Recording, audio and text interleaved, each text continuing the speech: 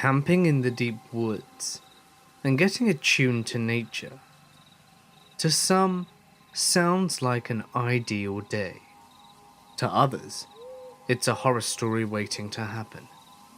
And you are about to find out why. It's time to get comfortable and let the darkness take control. Number 1. Last summer, my boyfriend and I went camping in some nature preserve in Pennsylvania. I can't remember the name of it. It was pretty primitive camping. No cell service, and we saw 2 other people there in the entire place. It was huge, so it was pretty empty. My boyfriend immediately said these 2 people seemed off to him right away. I don't know if they had anything to do with what happened that night, but I'll describe them. The first person was a woman who had her truck parked off the trail and had the hood open. I don't really notice these types of things, but my boyfriend said it looked to him like she was waiting for someone to pull off beside her and offer to help with her truck. Normally my boyfriend is the type to at least offer to call someone, but he said that she skeeved him out. He didn't even want to draw her attention more than was necessary. The next person we saw drove by several times whilst we were setting up. He just kept driving by slowly and looking at us. I didn't even notice though until my boyfriend pointed out that he'd already done it twice before. Whether these 2 people had anything sinister going on or not, the real story has to do with what woke us up at around 3 a.m. It was incredibly loud and sudden. I couldn't describe it or even compare it to anything, but my boyfriend said that it sounded similar to a chain gun revving up, or someone using a large tool to scrape gravel. My boyfriend jumped up and looked out the little window of the tent. The sound happened again and again, and it was getting noticeably closer each time. I was about to piss myself, but my boyfriend told me it was probably miles off. I didn't question this because loud noises can be heard from miles away, right? Well, later my boyfriend told me that he said this to me in order not to scare me. It really sounded like it was coming from right down the little dirt road. At one point, he said he suspected it was right in front of our campsite. The only reason he didn't tell me to get out and dart for the car was because he would be afraid it would be someone trying to scare us out of the tent for some dreadful reason. When he whispered, I should have noticed he was whispering and knew something was wrong, since otherwise he would have just spoken normally, right? He would have told me to go back to sleep. However, I couldn't because every little sound I heard outside I thought was someone sneaking up onto the tent. Eventually my boyfriend told me to get out and help him pack up. It was about 20 minutes perhaps after the sound stopped, and he held onto our only weapon, a machete, in front of him. It was a full moon, so we didn't need a light, and while we were packing quickly, I noticed an empty beer can close to our dead campfire. It certainly wasn't there when we went to sleep at around 10 p.m, as neither of us even bought any beer. Thankfully, we got out of there, and the rest of the trip we had a blast, and we either camped in areas well populated by the campers, or got a hotel room. Sometimes, it's just not worth the risk when in the middle of nowhere. Number 2.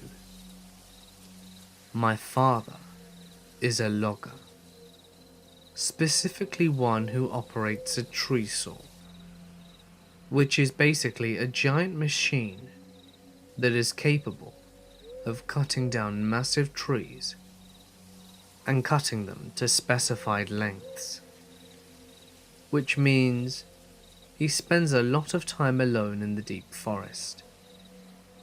The way my dad's logging crew was set up is that he would be told where he was supposed to cut down trees, and he would go do that and be paid based on the amount of trees he cut, not on how long it took him.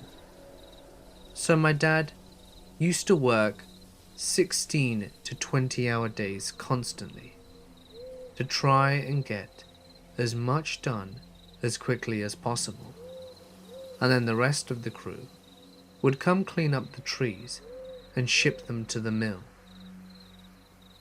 He used to work around 50% of the time alone, and the rest of the time with another tree saw operator called Rene.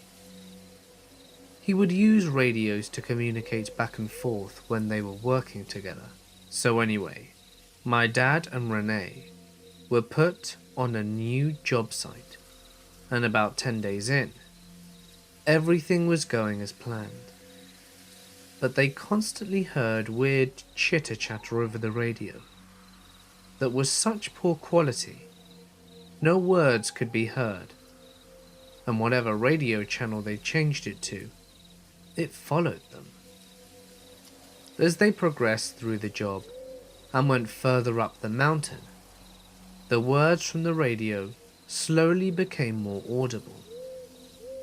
Both of them agreed, based on the small parts of conversation that they could hear, that something was wrong. They also started finding weird containers all over the place, and signs that people had been there. People should not have been there, as it was a 2.5-hour drive up a mountain. They had to spend 3 weeks clearing out the road, so their trucks and equipment could make it up. They came to the realization that they are in a very secluded area, with people who shouldn't be there, and the worst part is, they aren't scheduled to leave for about another week.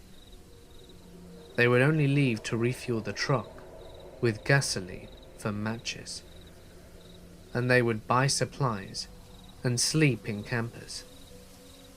One day, Rene comes across a tent and calls my dad over. They investigate the tent and find one lone sleeping bag and a duffel bag. They investigate the duffel bag and find many pairs of children's underwear and things that appear to be a rape kit, like rope, duct tape, sketched images of children being molested, and photographs of children that appear unaware that they are being photographed. In the tent, they also find a small amount of food, which includes canned goods, and an apple, which proved that the tent had been occupied recently, because there was no mold on it. They are now alone on a mountain with, at best case scenario, is a really messed up individual. Rene instantly wants to get out of there, but my dad, being the hardest working person I've ever met, insists that they need to finish the job and then leave. They decide that they will not talk over the radios except in case of emergencies, and use it to see if they can hear anyone talking over it.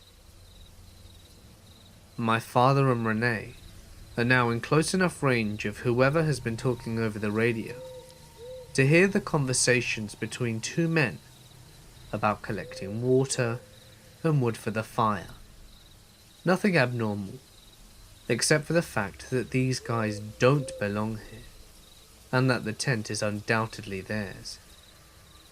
At the end of the workday, my dad hears them on the radio, talking about one of them collecting brush for a fire. My dad then hops on the radio and attempts to communicate with them about what the hell they are doing. I believe he said, "Who are you and what are you doing here?" After this, The conversation between the men abruptly stops, and they never pick up. That night, Renee wakes my dad up and whispers for him to get his gun.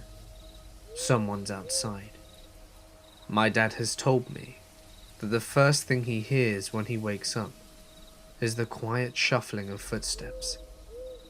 My dad fumbles for his gun and finds it, but realizes that he doesn't have it loaded and has next to no idea where his rounds are, and Renee has nothing. And the thought of calling the police is absurd for multiple reasons. They hear a jiggle on the doorknob, and it opens. The camper is far enough off the ground to where you had to jump in, and there is no ladder or footstool. It just stays open, and neither my dad or Renee move. They hear scratching right outside the door though, and after 4 minutes of scratching, my dad can no longer take it and nods at Renee. He quietly gets up and walks towards the camper door, and the second he reaches it, he is met with an intense pain across his right eye and to the left of his cheek. He has been cut and falls to the camper, hitting the ground hard. A man with a knife gets on top of him, and he is soon being kicked in the top of the head by a man behind him. Renee leaps off the trailer and manages to get the man off my dad, and my dad gets up and realizes that the second man without a knife is running away, and the man with a knife is scrambling away from Renee and starts running alongside his accomplice. My dad and Renee get into the truck and drive to the nearest hospital to treat my dad's cuts, and later report the events to the police. They both quit their jobs, and 2 weeks later, as the rest of the logging crew was finishing up the job, one of them was found gagged, bound, raped, murdered, and thrown into a ditch. No one has been convicted of these crimes. To this day, my father can hardly see out of his right eye, and the pupil is disfigured and looks more like a cat's eye than a human's. He suffers from PTSD and hasn't slept a good night's sleep since. Number 3. When I was a kid, hiking along a coastal national forest area with my friend and his dad, I went alone down an overgrown side trail to pee. I noticed a stench from the main trail that we figured was a dead animal somewhere that was nearby, but it was getting more powerful as I went a short distance down that side trail. I stopped at a tree to do my business and found some trash scattered at the base of it. A cardboard sign leaned against it that read, "Come and find me," with an arrow pointing further down the overgrown trail. At that point, the stench was so powerful that my nose was starting to burn. I couldn't pee, with my mind freaking out, with all the kind of images of what the hell could be further down the trail. So I went back to the main trail and didn't say anything to my friend or his dad about what I had seen until I couldn't hold my pee in anymore, and asked his dad to stop again so that I could pee. When we got back to town, he called it in to the local sheriff. I don't know what they found, if anything, but I can't help but still imagine some suicidal man's corpse, or a bunch of dead animals, a budding serial killer slaughtered and arranged somewhere down the trail. Number 4. I was camping in Lake Tahoe with my family when I was 18. I stepped away from our camp for a few minutes to try and take a picture of this odd-looking pine tree. It had all the branches shaved off clean at one side. I had seen down the trail a couple of minutes away, and I followed the trail, but couldn't find this enormous pine. I was sure had been there. I walked back and couldn't find the camp. Mind you, I was still on the trail. I was either walking in one direction or another, and we were camping right by the clearing that was in no way hidden. I walked back and forth for about 20 minutes and couldn't find anything remotely familiar. I had walked maybe a yard in either direction, trying to find the camp or anything that could lead me to it. I even took to yelling to get my dad's attention, but nothing happened. So I figured I'd return to my original starting point and wait until my dad came for me, but I couldn't find that either. It just seemed as if I were walking through invisible portals that sent me off different parts of the trail. After about 10 minutes of following this trail back and forth and ending nowhere, a little bit of panic set in. I noticed that the woods had become stupidly silent, not quiet, but silent and muffled, as if I were wearing earbuds. Then I heard the ocean, not the sound of water, but the actual thunder of big oceanic waves crashing against rocks. Only that sound and nothing more. Finally I panicked, and just booked it through the opposite direction. After a few minutes of running, I found myself in a familiar spot, and then I made my way back to camp.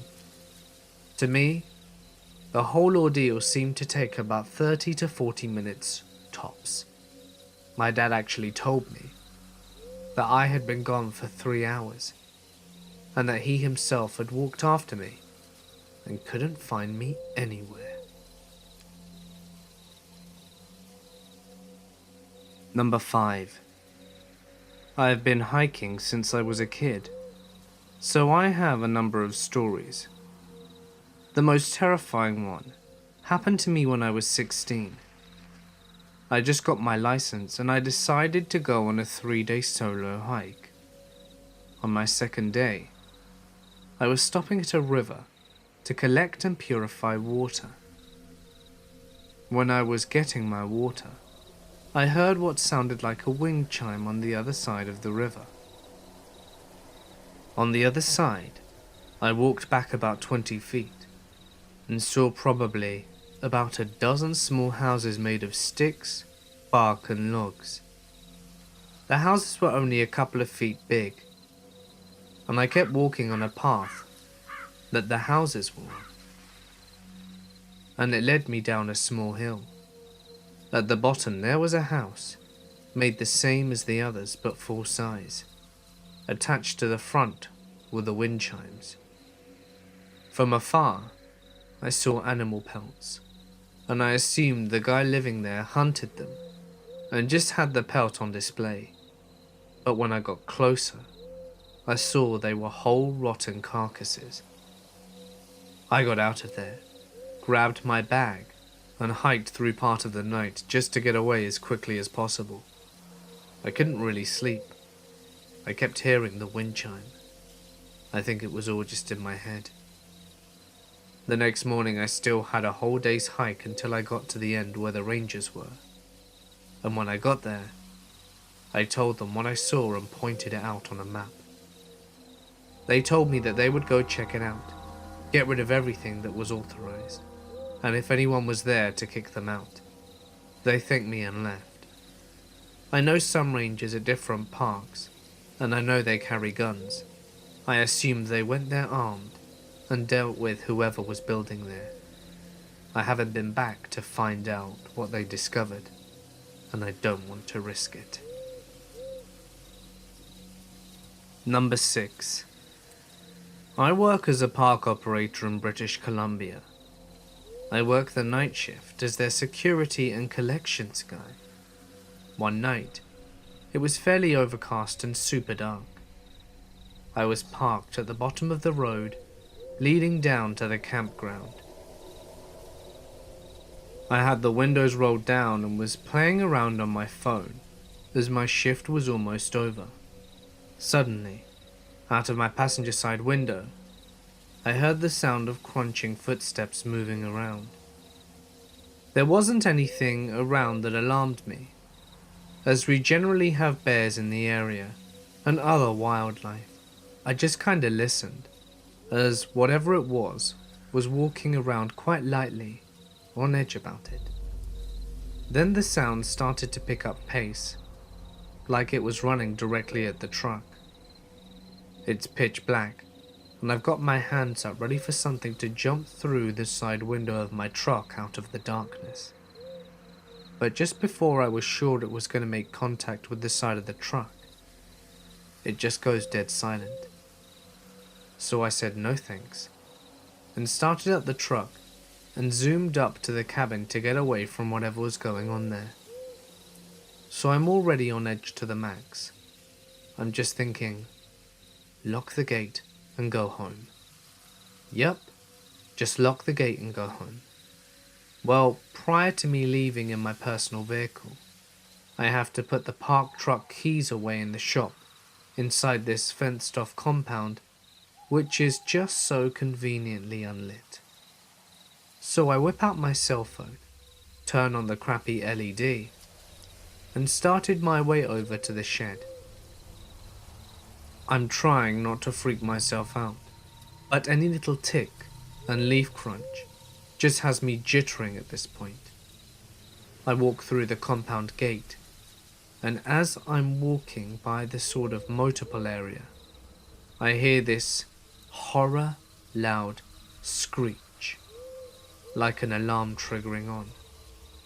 At this point, my body went into fight or flight, fists in the air, half about to crap myself.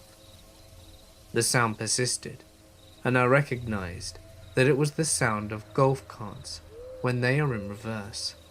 But generally you'd know if you left that on, because you'd hear the sound on when you parked it. So now my mind is thinking, okay, what the hell turned that on?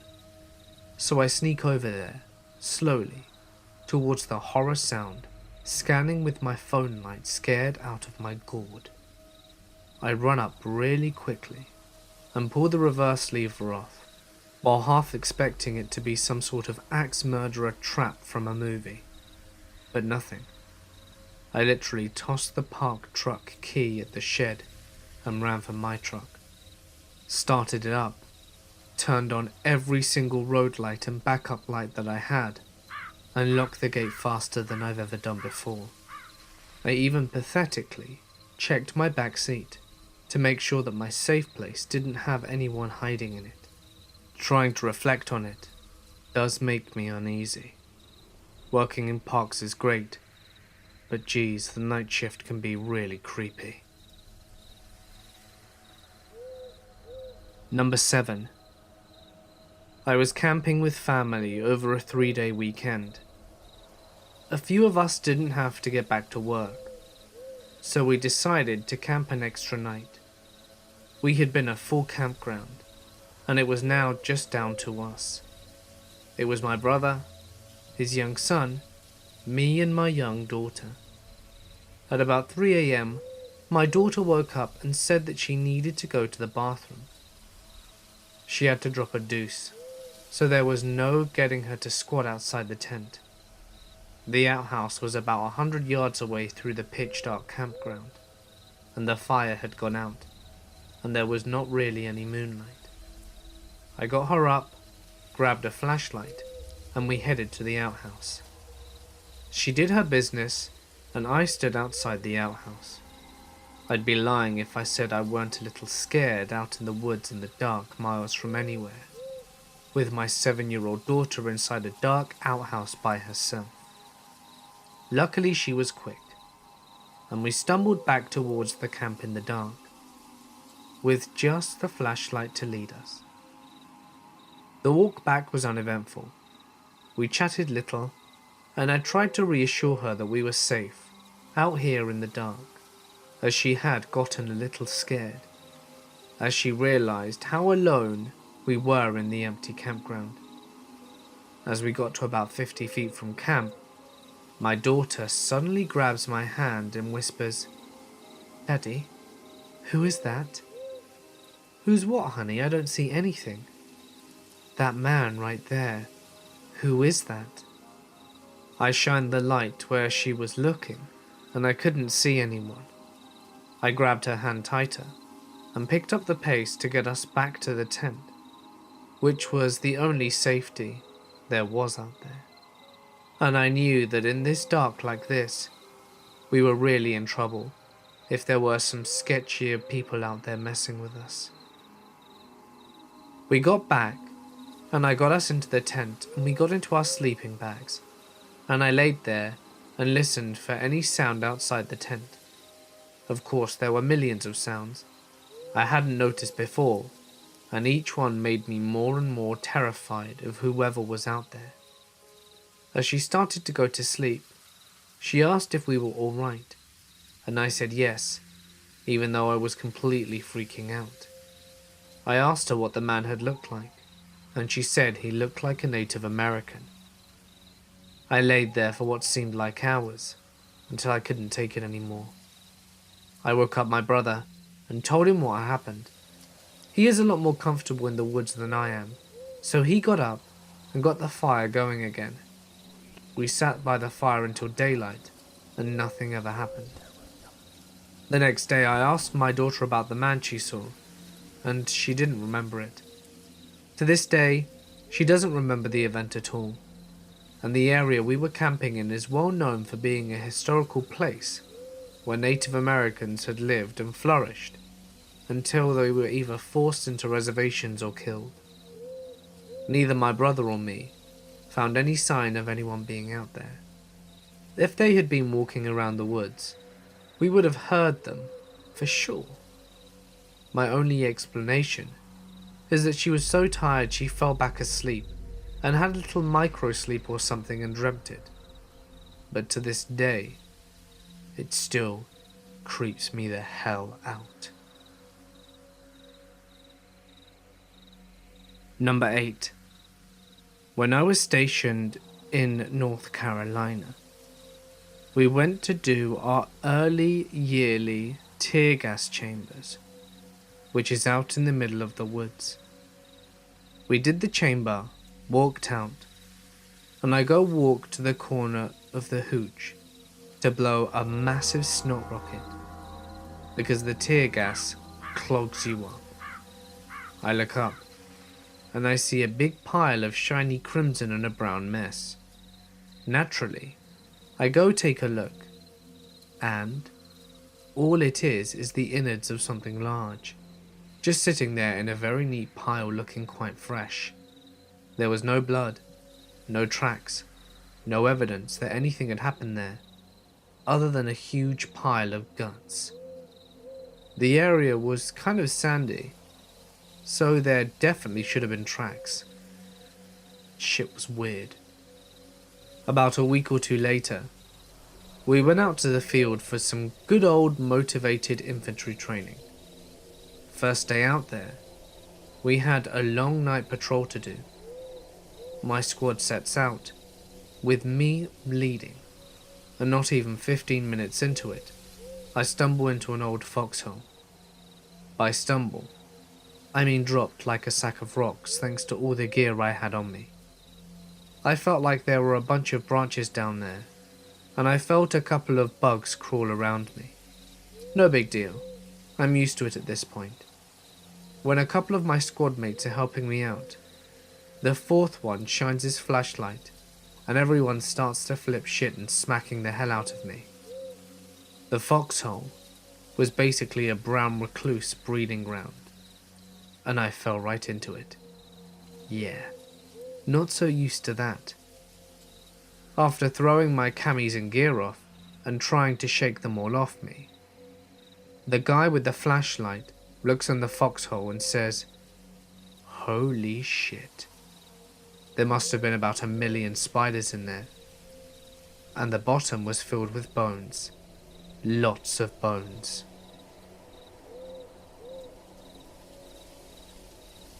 Number 9. My buddy Todd and I were camping at a small state lake in Kansas. The park is surrounded by farmland, with about a mile-long gravel road leading up to it, which then goes into the woods and descends to the lake. As anyone who is familiar with gravel roads can attest, it's easy to hear someone coming. The campsite we were staying at was in the hills above the lake and wasn't frequently used, but unfortunately is closed now. We are both light sleepers and would wake up to a moose rustling the leaves near our tent.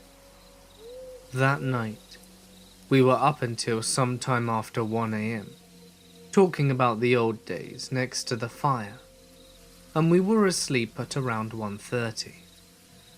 We don't like to drink in the woods because it dulls our senses, and we slept somewhere restlessly and woke up to every tiny sound that night. Every sound, except one that would explain why there was a large bottle of baby oil squarely in front of our tent door in the morning. We both looked at each other in shock and packed up our shit to leave, in case it was a threat of something to come that night. This second story also happened with Todd, but it was at a different campground. We used to like to renegade camp, which is a term we made up about camping places that we weren't supposed to be in. We'd choose a park that had a good chunk of woods and closed at sundown, park our cars in a nearby neighborhood, and walk in before the park closed. We'd set up camp, and after the park was closed, we'd have a little fire in our low-key camp. Very good times.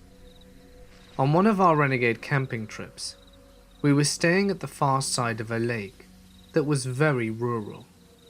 We had some friends drop us off during the day, and we walked deep into the woods near the lake. On this side of the lake there was no camping allowed, and we hadn't seen anyone else at it. We didn't camp near the water because we didn't want to be seen. The woods were packed with locust trees, with those giant medieval torture thorns, and strung between those trees were ropes like spider webs, with huge face huggers. It made for some pretty uncomfortable progress through ravines. By the time we set up camp, we were pretty jittery from the hike, and a little bloody from all the thorns. When we finally made it to bed that night, we still had the creepy crawlies, and felt like there were spiders on us constantly, so it took us a while to get back to sleep. At around 3 a.m, I was awoken by a hard, flat slap right across the middle of my bare chest. I woke up shouting, "What the hell?" And Todd was screaming, "Spiders! Spiders are everywhere, they're all over us!" And he started frantically trying to get out of the tent, whilst wildly swinging around to get the spiders off. He was brushing his body like they were all over him, and taking wild swings at his sleeping bag and mine. I was freaking out and flailing at everything, trying to get a flashlight to see what the hell was going on. He managed to get the tent door unzipped, and had taken 2 steps in his tidy-whities, and I started yelling, "Todd, you're gonna run into the thorns!" And then he stopped and turned around and slowly said, "Mike, why am I outside the tent?" Like, what the hell? You said there were spiders, I thought. And he replied in a very calm voice, "They're gone now," and turned and slowly started getting back into the tent. I'm panting like I'd run a marathon, and high as hell on adrenaline, as he calmly gets back in his sleeping bag. I shook him and said, "What the hell? What was that?" He acted like he'd just woken up. Turns out, I was missing one crucial piece of information. My friend Todd was taking a new medication, and that had the potential side effect of night terrors. After a few minutes of speaking about what had just happened, I calmed down a little, and then, off in the woods behind us, we hear, "Todd! Where are you going, Todd?" You're going to run into the thorns, Todd. There was dead silence. We couldn't even breathe. We whispered to each other. What the hell was that? Then we heard the same voice from behind us at a different angle. It travelled several hundred yards left in a couple of seconds. Todd! I'm trying to find you, Todd! Where are you? Holy shit! What the hell are we gonna do? We can't run into the woods, we'll get destroyed in the thorns! We can't hide from something that can move like that. The voice didn't echo. It was just kind of out there, but sounded like it was 50 yards off still. There was no sound at all. Nothing was moving. Then, Todd almost gave me a heart attack by yelling out into the night, I'm fine. Go back to bed.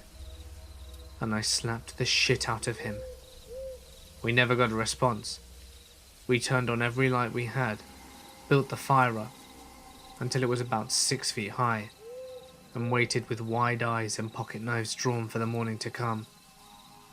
I've never been back to that park since. Number 10. Some buddies and I went camping by a lake one night. At about 1:30 a.m, we heard some rustling in the bushes, and just figured it was a rabbit or something. We went over to check it out, and found nothing.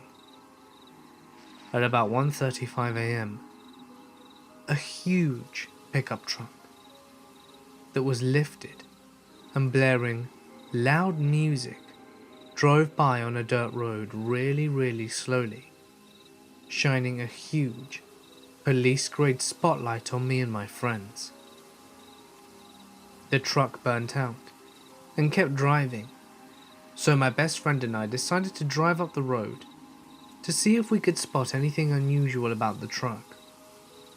We get to the main road, and there are probably 7 or 8 cop cars, lights flashing, and 2 or 3 ambulances.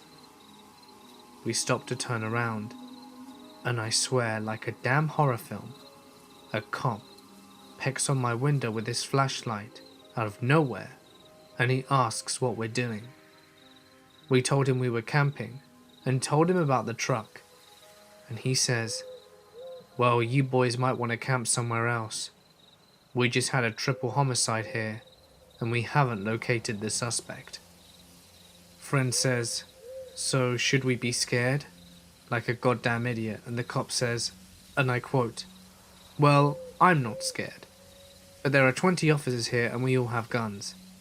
I said, yes sir, and tore off back down the campsite. Best friend called the rest of our buddies and told them to pack up gear and not ask questions, and that we had to get out. We literally threw 2 fully pitched tents in the back of one of our trucks and got the hell out of there. The cops located the killer about 30 minutes later at our campsite. Number 11. When I was a teenager, I used to go camp out by myself. I had a spot that I liked, that was a few fences from my grandparents' house, out in the middle of nowhere. One of the places I cut through was a pasture full of cattle. Around cattle, especially cattle unfamiliar with me, I try to be very careful not to spook them, but otherwise cows are pretty easy going. This was about a mile from my grandparents' house, and probably about 2 from my destination. The one time I am thinking of, I slipped through the fence to find the cattle already freaked out. They were insanely agitated about something that I wasn't aware of. So, I stayed well clear of them as I went through the pasture. I had a good time camping that night, and packed up next morning. As I went back to the pasture, however, there was this ridiculously bad smell. It smelled like a skunk had fought with something in a fertilizer barrel of shit and the barrel broke apart. It was awful. I tried to look around for the cows to make sure that they were not going to be surprised when I found them. They were just gone. There were some bushes and trees though, so I thought they were just out of sight. I kept walking through the place to go home, and it smelt so bad I set down my stuff at the fence line and decided to investigate. Well, I found the cows. All of them were shot and ripped apart.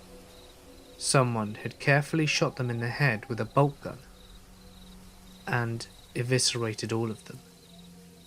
They had also dug a shallow ravine and piled the bodies in.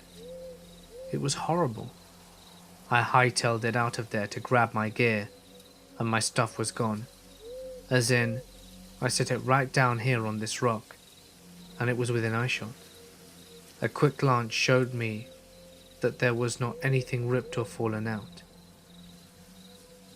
I think Usain Bolt would have not been able to catch me on my way home.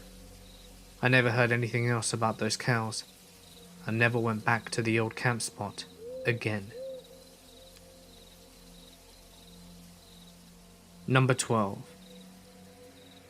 I did my fair share of camping as a youth growing up in far north Queensland.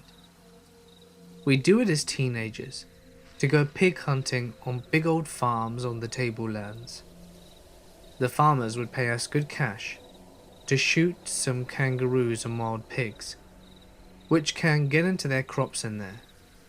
Anyway, me and 3 friends were doing a bit of pig hunting on a school holiday. We'd been out there for 3 days already, and had 2 more to go. Bagged a fair share of roos with the farmer, who would pay us good money for them. So we were all having fun, enjoying the freedom of being young youths. To give you perspective, this particular farm was huge. Off-road driving could easily take more than 3 hours to get from one side to the other. It was really remote, and often you didn't feel that you were just on a farm, but someone's private land. The farmer told us that we were the only folks camping there during that time, so to be wary of any strangers we came across that shouldn't be there. On our second to last night, we set up camp near a lot of trees, reasonably close to the river. Nice little flat sandy area, perfect for campsite. We built a fire and settled in for the evening. We had a car radio, busting out some random tunes from a radio station that we picked up. We were talking shit around the fire and doing a little bit of drinking. That night's getting close to midnight. We turned off the radio and started to settle down, just talking shit about going back to school. And that's when we heard some voices. We're talking beautiful female voices, kind of singing off into the distance, kind of drifting on the wind. At first I thought I was imagining it, but my friends all went silent, and we listened to these voices that sounded like they were singing. There was a long pause of us looking at each other like, what the hell are we hearing? The voices were coming far off in the forest near our campsite, but close enough for us to kind of hear laughter and generally very nice singing. One of my mates is Aboriginal, and I shit you not, he went as white as a ghost. He's dark-skinned, and he seriously looked white in the dark. I asked him what was up, and he told us whatever we do not go to check out those voices. Aboriginal folk have a lot of stories of these very long, slender type people that live in the bushland, and they'll sing and talk to hikers and campers to lure them off the main tracks. People used to go missing way back in the Aboriginal history, so the elders would always warn the community not to listen to the voices. Often they would call you when you were out hiking to come see what they'd found or for help. Some of the stories suggested that they would eat you. It was the first time he believed his elders' stories, as the first time he'd heard them, but he saw it's what his elders warned them about. Very, very nice voices sounding quite inviting. He seriously believed this. Me and my other mates were a bit disbelieving. We thought some young girls must have been out there having some fun camping with a bit of drink and were considering going out. As we were discussing it, the voices seemed to get closer, and my Aboriginal friend told us not to speak to them and stay by the fire. He literally threw more wood on the fire just to make it brighter. We started getting pretty tense. The voices were around our campsite for about 30 to 40 minutes, easily within 50 meters of us. Now very clear, beautiful sounding voices, and sometimes, I swear to God, I heard them say, "Come join us." But they went away. Next day we looked around the area and we couldn't find any tracks at all. No fire pit, no signs that anyone had been around the area at all. Nothing. We were pretty experienced at tracking animals, and people make big ass tracks. I'll never forget it. We spoke to the farmer about the voices, and he told us that they come and go as they pleased. He sometimes heard them when he's in his house, and he also believes the Aboriginal legends. Number 13. So my uncle is an avid outdoorsman with a bit of hippie wanderlust. He did the Peace Corps twice, once in Kenya and another time in Egypt.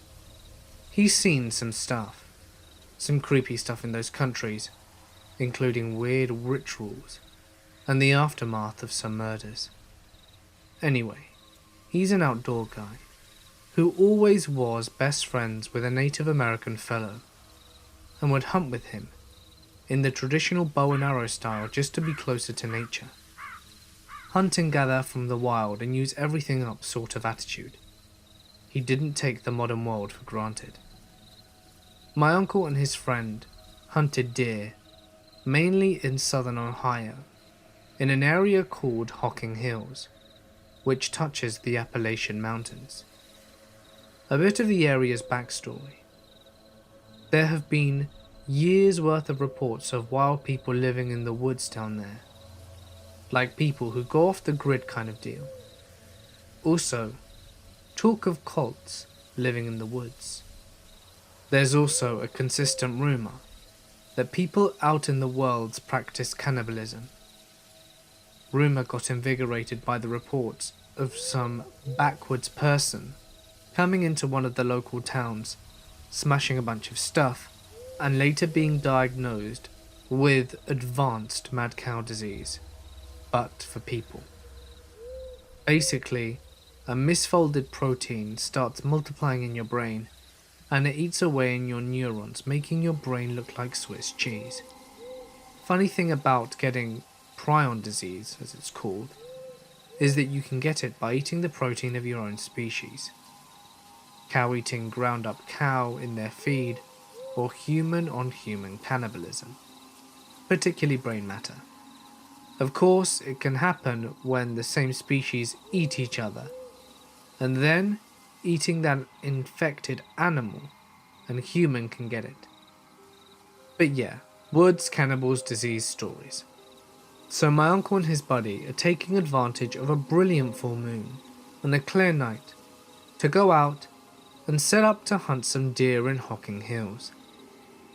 They hike way out into the deep woods late at night and set up their perch and hut high up in the trees near a pine grove clearing, so they'll have some good visuals of the ground below.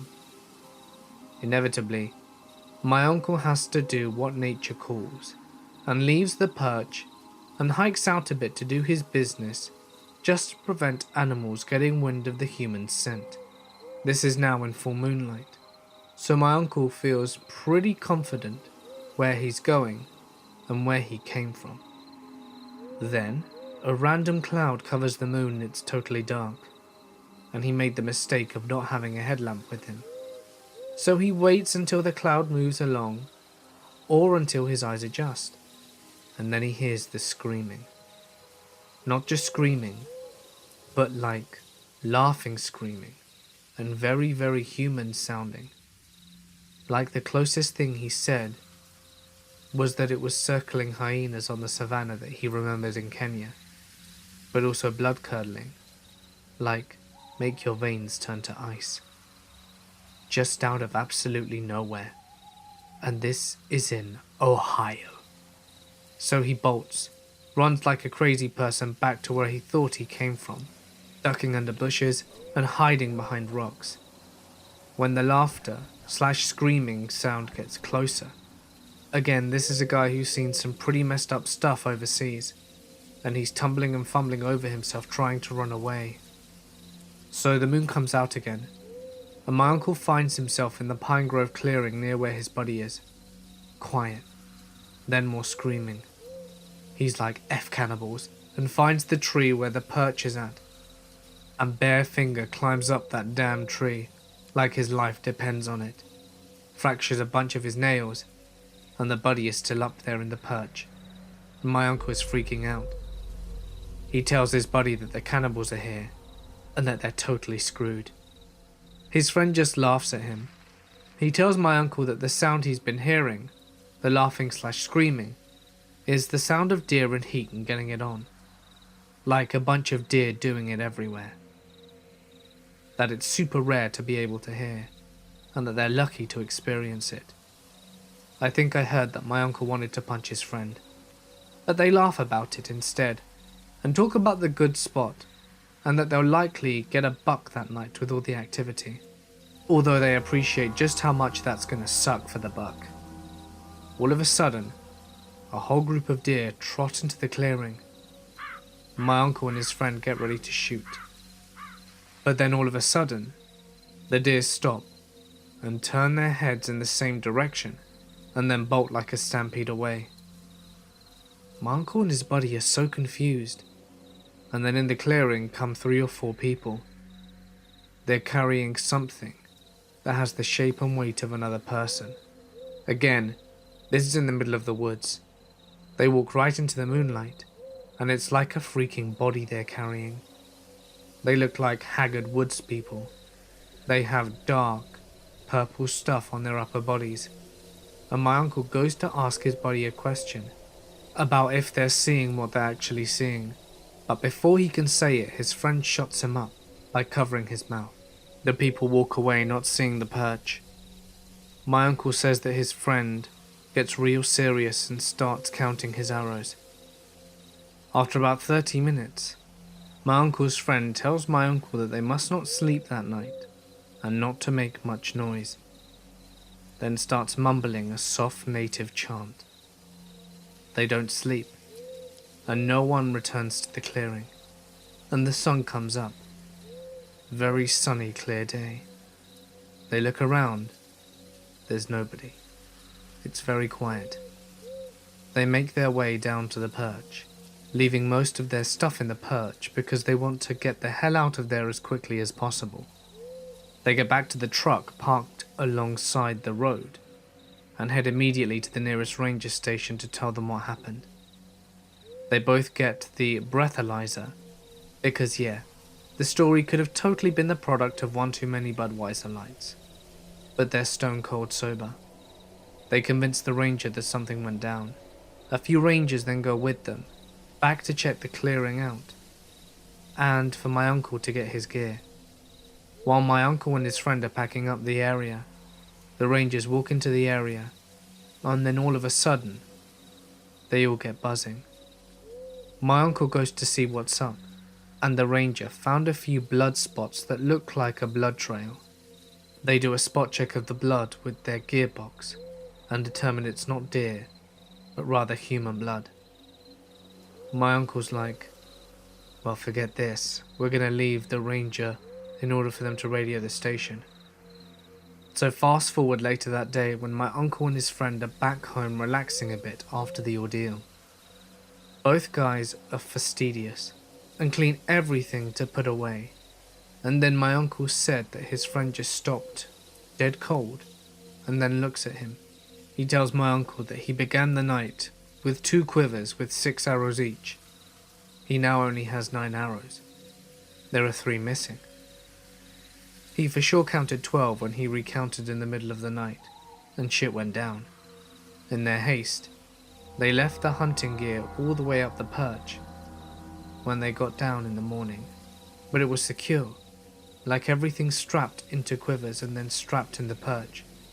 So someone must have been watching them that morning and taken the arrows when they left. My uncle's friend promptly got rid of his bow and arrows after that, saying that he can't have them around anymore due to bad spirits. Even did a ritual with some of his tribe and my uncle, as they touched dark spirits and had to be purified.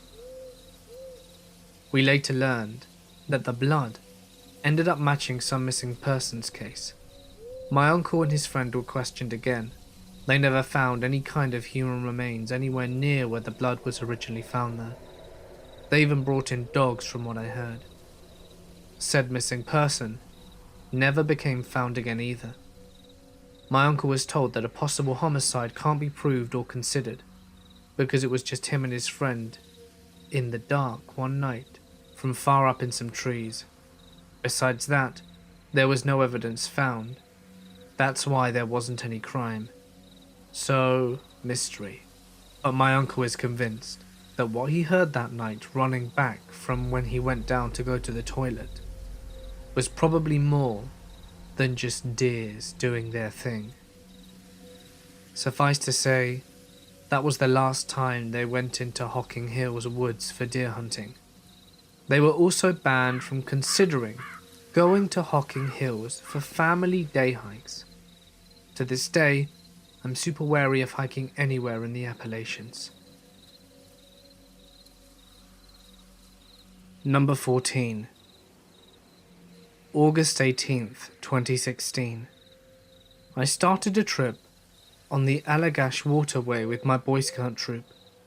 We are located in Hampton, Maine, which is a fair distance south of the waterway. We started our trip in a small brook that led into Eagle Lake.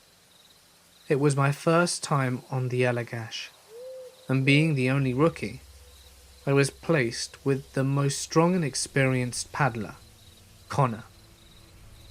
Our canoe was almost always in the middle of a group, which meant we had to keep good pace, and my arms were getting tired quickly. In the woods on the bank of Eagle Lake sat 2 steam engines, the ghost trains of Allagash. The real story behind it had nothing to do with ghosts. The Allagash was a popular waterway used for logging, and after the logging stopped, the 2 locomotives were left to rust and break down. It was a really neat experience to see those trains, even after their glory days. For nearly an hour, we climbed on those trains, a little wary of the rust and weak points where the train had been eroded away, and soon enough, we proceeded to make our way across the lake. After paddling for another long while, we decided to line up our boats and motor across the rest of the lake. Our canoes formed a giant fiberglass snake that travelled slowly but easily. I even began to doze off, only to be awoken by a sudden jolt.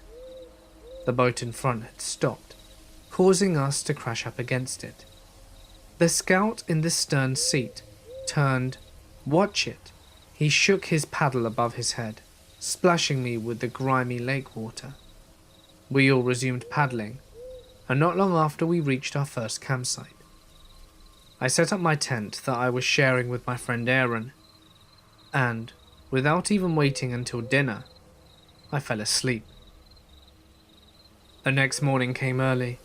It was 5:30, and I was up packing away the tent.